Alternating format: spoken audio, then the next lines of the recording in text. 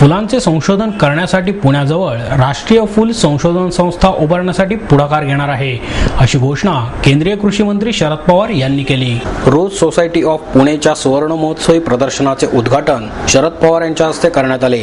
टिळक महाराष्ट्र विद्यापीठाचे कुलगुरू डॉक्टर दीपक टिळक, रोज सोसायटीच्या अध्यक्षा अनुपमा बर्वे, इंडियन रोज फेडरेशनचे अध्यक्ष BS ठिपसे, अरुण पाटील यावेळी उपस्थित होते। बंगळूर येथील गुलाब तज्ञ जी कस्तुरी रंगन यांना पवार यांच्या हस्ते विजय पोकर्णा सुवर्ण पदकाने गौरवण्यात आले। कवडी माळवाडी येथील विजय चांदणे यांचा गुणवंत शेतकरी म्हणून सन्मान करण्यात आला। देशातील फुलांना जागतिक बाजारपेठेत अग्रस्थान मिळावे यासाठी फुलांच्या निर्यातक्षम जातींचे संशोधन करावे लागेल। फुलांचे संशोधन करण्यासाठी पुण्याजवळ राष्ट्रीय फूल संशोधन संस्था उभारण्यासाठी पुढाकार घेणार आहे।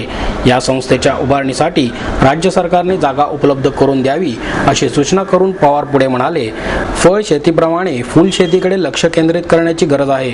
फुलांच्या निर्यातीमध्ये वाढ करण्यासाठी फुलांच्या विविध रंगी जातींची निर्मिती टिकाऊपणा वाढवण्यासाठी संशोधन करण्याबरोबरच ग्राहकांपर्यंत फुले पोहोचवण्यासाठी यंत्रणा उभारण्याची गरज आहे। देशात फळ आणि भाजीपाला पिकांच्या संशोधनासाठी काम करणाऱ्या अनेक संस्था आहेत, त्याप्रमाणे फुलांसाठी संशोधन करणाऱ्या संस्था दिसत नाहीत। राष्ट्रीय फुलांच्या संशोधन संस्थेच्या जमिनीसाठी राज्य सरकारने सहकार्य करावे। पुण्यात जागा मिळाली नाही तर बंगळूरला केंद्र उभारण्यात येईल, असेही शरद पवार यांनी सांगितले। हा शेतीचा एक वेगळा व्यवसाय आहे। शेती क्षेत्रामध्ये अनेक व्यवसाय आहेत, पण एक विभाग आहे। अन्नधान्याची निर्मिती हा महत्त्वाचा प्रश्न आहे। फळं भाजीपाला या संबंधीचा विचार करावा लागतो। दूध दुभतं, मांस अंडी याच्या उत्पादन वाढीकडे सुद्धा लक्ष द्यावं लागतं। मत्स्य व्यवसायाकडे सुद्धा मोठ्या प्रमाणात लक्ष द्यावं लागतं। आणि गेल्या काही वर्षामध्ये या सगळ्या क्षेत्रामध्ये आपण फार पुढे गेलेलो आहोत। आपण या देशाची तर गरज भागवतोच, पण आता भारत जगाच्या बाजारपेठेमध्ये एक महत्त्वाचं काम करू लागलेलं आहे। यंदाच्या वर्षी भारतातल्या शेतकऱ्यांचा 40 लाख टन तांदूळ आपण परदेशामध्ये रवाना केला, 30 लाख टन साखर आपण निर्यात केली, 25 लाख टन गहू आपण निर्यात केला। आणि आज आम्हा सगळ्यांच्या समोरचा महत्त्वाचा प्रश्न जर कोणता असेल तर या देशातल्या कर्तृत्ववान शेतकऱ्यांनी आपल्या कष्टांनी जे उत्पादन केलं त्याचा साठा ठेवण्याच्यासाठी अपुरी व्यवस्था हा आमच्याकडचा महत्त्वाचा प्रश्न। आणि मग ज्याला फूड सिक्युरिटी म्हणतो, अन्न सुरक्षेचा प्रश्न म्हणतो, तो प्रश्न सोडवण्याच्यासाठी आपण आता यशस्वी झालो। आणि म्हणून या शेतीला एक नवीन दिशा दिली पाहिजे। आणि त्यासाठी आम्ही गेले काही वर्ष फळबाग वाढीच्या कामामध्ये लक्ष घालत होतो आणि सुदैवाने त्याच्यामध्ये चांगलं यश आलं। आज जगातला फळांच्या निर्मितीमध्ये भारताचा क्रमांक हा दुसरा लागतो। आणि त्याच्याबरोबर भाजीपाल्याच्या निर्मितीमध्ये सुद्धा भारताचा क्रमांक दुसरा लागतो। आणि याबरोबरच एक नवीन मिशन आम्ही सुरू केलं, ज्याचं नाव हॉर्टिकल्चर मिशन। त्या मिशनच्या मधून फळबाग, भाजीपाला आणि तिसरं प्राधान्य फुलाला दिलं, की ज्याच्यामध्ये आम्ही हळू चाललो होतो। पण यंदाच्या वर्षी 282 कोटी रुपयाची निर्यात ही भारतातल्या फुलांची होऊ शकली। आणि त्यातल्या 40% गुलाबाच्या निर्यातीचा वाटा हा महाराष्ट्रातून पुण्याच्या परिसरामध्ये झाला।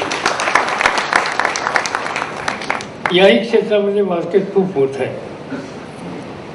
आज सबंध जगामध्ये $600 बिलियन व्यवहार हा प्रत्यक्ष फुलांचा होत असतो। आपल्यापैकी काही जाणकारांनी ॲम्स्टरडॅमचं मार्केट बघितलेलं असेल,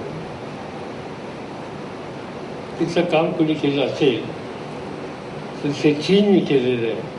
आज चीन जगातला 1 नंबरचा देश आहे आणि या क्षेत्रामध्ये जगातला 2 नंबरचा देश भारत म्हणून ओळखला जातो। पण भारतामध्ये या सगळ्या क्षेत्रामध्ये अधिक प्रयत्न करण्याच्या बद्दलची गरज आहे। मुख्य नवीन नवीन जाती निर्माण करणं, रंगाच्या संबंधीची संशोधन करत राहणं, फुलांच्यामध्ये टिकाऊपणा राहील कसा याची खबरदारी घेणं, आणि त्याबरोबर सगळ्यात महत्त्वाचा प्रश्न जो पोस्ट हार्वेस्ट टेक्नॉलॉजी, शिवारामध्ये किंवा आपल्या ग्रीन हाऊसमध्ये फूल तयार झाल्याच्या नंतर ते मार्केटमधून ग्राहकाच्या घरी जाईपर्यंत योग्य स्थितीमध्ये जाईल याची खबरदारी घेण्याच्या संबंधीची जी यंत्रणा आहे त्याची फार मोठ्या प्रमाणात आपल्याकडे कमतरता आहे. आणि म्हणून अलीकडेच आम्ही एक कार्यक्रम हातामध्ये घेतला आहे की एस्टॅब्लिशमेंट ऑफ कोल्ड चेन्स. ही 7 कोल्ड चेन ही उत्पादकापासून ग्राहकापर्यंत व्यवस्थित फूल जाईल कसं याची खबरदारी घेण्याच्या मुद्द्यात डॉक्टर दीपक टिळक म्हणाले, रोज सोसायटीने सुरू केलेल्या चळवळीने गुलाब शेतीला व्यावसायिक रूप आले, त्यातून रोजगार निर्मिती झाली. आता जगभर गुलाबाची निर्यात होत असून पुणे हे गुलाबाच्या उत्पादनाचे केंद्र झाले आहे असेही त्यांनी नमूद केले.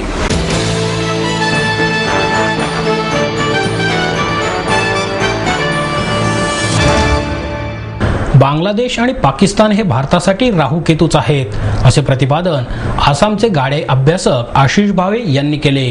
श्रीराम ढोल ताशा पथकाच्या वतीने नवीन मराठी शाळेत धगधगत्या ईशान्य भारताचे अंतरंग या विषयावरील व्याख्यानमालेचे आयोजन करण्यात आले होते. जनता सहकारी बँकेच्या संचालक भाग्यश्री चितळे, शाळेच्या मुख्याध्यापिका कल्पना आगवणे, पथकाचे महेश शेठ, विलास शिगवण, प्रसाद लागवणकर आदी यावेळी उपस्थित होते.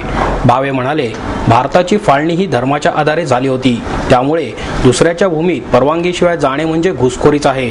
ईशान्य भारतात शांतताप्रिय लोक राहतात, तेथे भारतीय आणि मुस्लिम घुसखोर असाच संघर्ष आहे. घुसखोरीच्या वाढत्या घटनांमुळे बांगलादेश आणि पाकिस्तान हे राहू केतूच आहेत असे सांगून ते पुढे म्हणाले, बंगलोर, पुणे, हैदराबाद, मुंबईमधील ईशान्य भारतीयांचे स्थलांतर झाले आहे, तर 3 लाख नागरिक बांगलादेशात परतत आहेत. बांगलादेश मुस्लिम घुसखोरांकडून सुनियोजित हिंसाचार होत आहे. घुसखोरांच्या प्रमाणात वाढ येणे म्हणजेच सीमारेषेवरील कुंपण विकणे आहे. देशाची सुरक्षा घाण ठेवून हे प्रकार सुरू आहेत.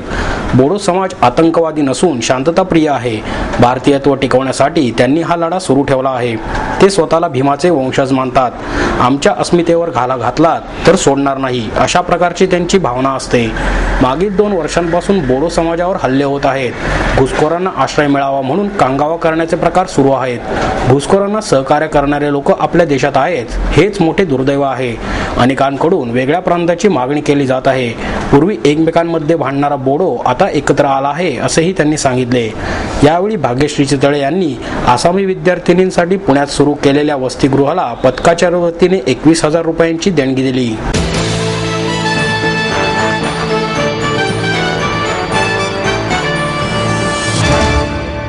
गणेशोत्सवाच्या काळात 5 दिवस रात्री 12 वाजेपर्यंत ध्वनिवर्तनांना परवानगी देण्यात येणार आहे अशी माहिती उपमुख्यमंत्री अजित पवार यांनी दिली. उत्सवाच्या कालावधीत अखंडित वीज पुरवठा करण्याच्या सूचना देण्यात आल्या आहेत असेही पवार यांनी कार्यकर्त्यांच्या बैठकीत सांगितले. पुणे पोलिसांच्या वतीने गणेशोत्सव कार्यकर्त्यांसाठी मंडळाच्या आयोजित करण्यात आलेल्या बैठकीत उपमुख्यमंत्री अजित पवार उपस्थित होते. खासदार सुरेश कलमाडी, आमदार गिरीश बापट, माधुरी मिसाळ, बापू पठारे, ॲडव्होकेट जयदेव गायकवाड, मोहन जोशी, महापौर वैशाली बनकर, ॲडव्होकेट वंदना चव्हाण, पिंपरी चिंचवडच्या महापौर मोहिनी लांडे, जिल्हाधिकारी विकास देशमुख, महापालिका आयुक्त महेश पाटक, पोलीस आयुक्त गुलाबराव पोळ, सहआयुक्त संजीव कुमार सिंगल, श्रीमंत दगडूशेठ हलवाई गणपती मंडळाचे अध्यक्ष अशोकराव गोडसे, अखिल मंडई मंडळाचे अध्यक्ष अण्णा थोरात या प्रसंगी उपस्थित होते. गणेशोत्सवात यापूर्वी 3 दिवस रात्री 12 वाजेपर्यंत स्पीकरला परवानगी देण्यात आली होती. मात्र यंदा 5 दिवस रात्री 12 वाजेपर्यंत स्पीकरला परवानगी देण्यात आली आहे. स्पीकर संदर्भात वर्षभरात 2 दिवस परवानगी देण्याचे अधिकार जिल्हाधिकाऱ्यांना देण्यात आले आहेत. महाराष्ट्र दिनाचा 1 दिवस आणि जिल्हाधिकाऱ्यांच्या अधिकारातील 1 दिवस असे 2 दिवस यंदाच्या गणेशोत्सवात देण्यात आले आहेत असेही पवार म्हणाले.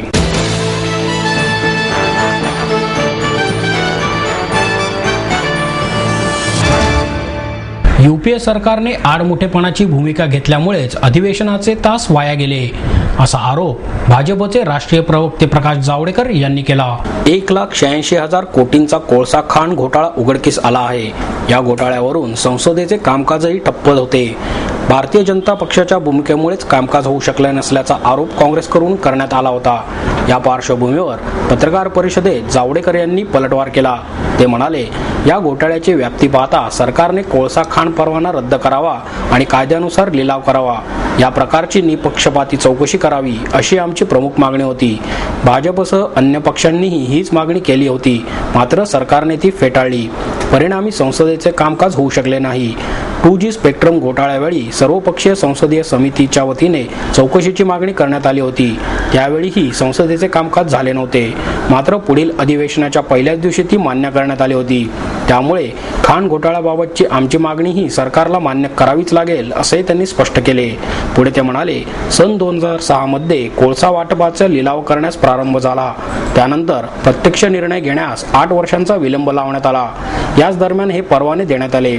सरकारकडे आलेल्या 1500 अर्जांपैकी 142 खासगी गुंतवणूकदारांना त्याचे वाटप करण्यात आले. ते कोणत्या निकषावर देण्यात आले याचे उत्तरही सरकारकडे नाही. त्यामुळेच हा घोटाळा लिलाव न झाल्यामुळेच झाल्याचे स्पष्ट होत आहे. कोळसा घोटाळ्यानंतर यापुढील काळात आणखी एक मोठा घोटाळा पुढे आणण्यात येणार असल्याचे जावडेकर यांनी यावेळी सांगितले. विमानतळ जमिनीचा हा घोटाळा असून विमानतळाचे काम देताना जमिनीच्या वाटपात गैरव्यवहार करण्यात आला. विकासकाला फायदा होण्यासाठी हा प्रकार जाणीवपूर्वक करण्यात आला असून राष्ट्रवादीचे एक मोठे मंत्री यात अडकतील असा आरोप त्यांनी यावेळी केला.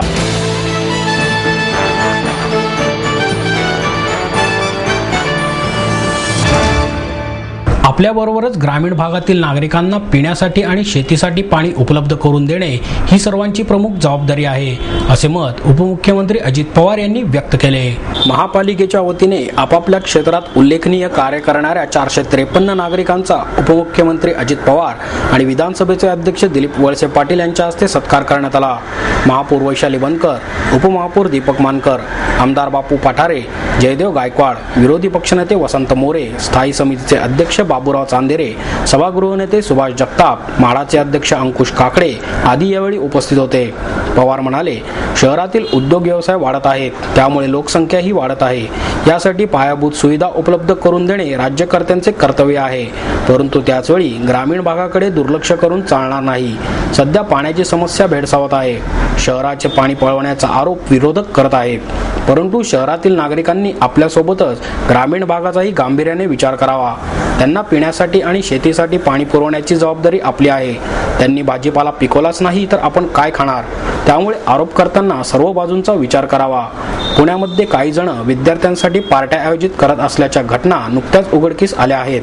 या पार्ट्यांमध्ये मुलांना वाईट सवयी लावण्याचा प्रयत्न होत आहे. मुलांना वाईट सवयी लागू नयेत ही जबाबदारी जेवढी शिक्षकांची आहे तेवढीच पालकांचीही आहे. बरेचदा आई वडील दोघेही नोकरी करतात, त्यांच्या हातात नको तेवढा पैसा देतात. मुले या पैशाचे काय करतात हे त्यांना माहितीच नसते, त्यामुळे ही मुले वाईट संगतीकडे वळतात. यावर नियंत्रण आणणे ही पालकांसोबतच शिक्षकांचीही जबाबदारी आहे, असेही पवार म्हणाले. सत्कार मूर्ती पद्मश्री डॉक्टर कत्रागदा पदैया, निरपराध नागरिकांना चिरडून संतोष माने या एसटी चालकाला धाडसाने पकडणारा विद्यार्थी शरफ कुट्टी, नदीपात्रात अडकलेल्यांना वाचवणारे पोलीस कर्मचारी राजू पवार यांच्या कार्याचा त्यांनी विशेष उल्लेख केला. आपल्याला इतर आरोप केले जातात की अजित पवारला ग्रामीण भागामध्ये पाणी द्यायचे असं नाहीये. शेवटी आपल्याला ग्रामीण भाग असेल, शहरी भाग असेल, या सगळ्यांनाच तिथं मदतीची भूमिका घ्यायची आहे. एकमेकावर आरोप प्रत्यारोप करून आणि राजकीय स्वार्थ साधून कदाचित कुणाला स्वतःला वैयक्तिक बरं वाटत असेल, परंतु त्याच्यातनं समाजाचा कुठला काही फायदा होत नसतो. आणि म्हणून शेती पण पिकली पाहिजे, भाजीपाला पण मिळाला पाहिजे, दूध पण आपल्याला मिळालं पाहिजे, फळं पण आपल्याला त्या ठिकाणी मिळाली पाहिजे, त्यांनाही पाणी मिळालं पाहिजे. आपल्याला पण काटकसर त्या ठिकाणी करावी लागणार नाही, परंतु उधळपट्टी पण पाण्याची करून चालणार नाही. अशा प्रकारचं नियोजन हे आपण करतोय आणि लवकरच त्याच्याबद्दलचा निर्णय एकदा ही धरणं पूर्णपणे भरली, 100% धरणं त्या ठिकाणी भरली, आज 88% की आपण या पाण्याच्या संदर्भातलं जे काही नियोजन केलेलं आहे. खरं तर मागं जे पाणी दिलं जायचं त्याच्यामध्ये आता आपण वाढ केलेली आहे. त्याच्याबद्दल पण मी सकाळी अधिकाऱ्यांशी आणि पदाधिकाऱ्यांशी थोडी बहुत चर्चा केलेली आहे. त्याबद्दल आपण काही काळजी करू नका. माझी आपल्याला विनंती आहे, मी जरी एखाद्या राजकीय पक्षाचा कार्यकर्ता असलो तरी आज राज्याचा उपमुख्यमंत्री म्हणून काम करत असताना कधी दुजेपणा, एकाला न्याय दुसऱ्याला दुसरा न्याय, अशा प्रकारची भावना ही आमच्या मनामध्ये कदापि येणार नाही. आदरणीय पवार साहेबांच्या सारख्या राष्ट्रीय नेत्याची आम्हाला तशा प्रकारची कधी शिकवण नाही आणि त्याच्यावर काम करत असताना सर्वांचाच असणाऱ्या एकंदरीत पाण्याचा विचार करून त्याच्यातनं मार्ग काढण्याची भूमिका ही आम्हा लोकांची सर्वांची राहणार आहे.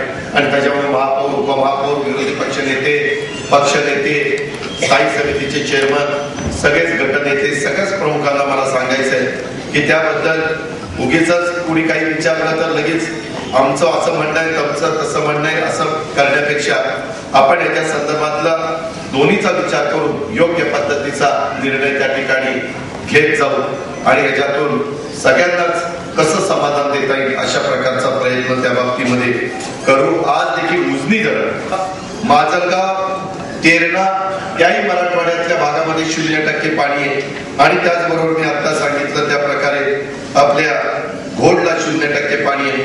परंतु आता वरची धरणं पूर्ण भरलेली असल्यामुळं आणखी काही पाऊस पडला तर खालची पण धरणं भरतील आणि एकंदरीत जे चिंतेचं वातावरण, काळजीचं वातावरण, दिल्लीमध्ये जाऊन देखील त्याच्यात काही मदत मिळवण्याचा प्रयत्न पंतप्रधान, कृषी मंत्री आणि बाकीच्या मान्यवरांच्या भेटीतनं आम्ही त्या ठिकाणी करण्याचा केलेला होता प्रयत्न. त्याबद्दल देखील आमचं सगळ्यांचं नियोजन चाललेलं आहे.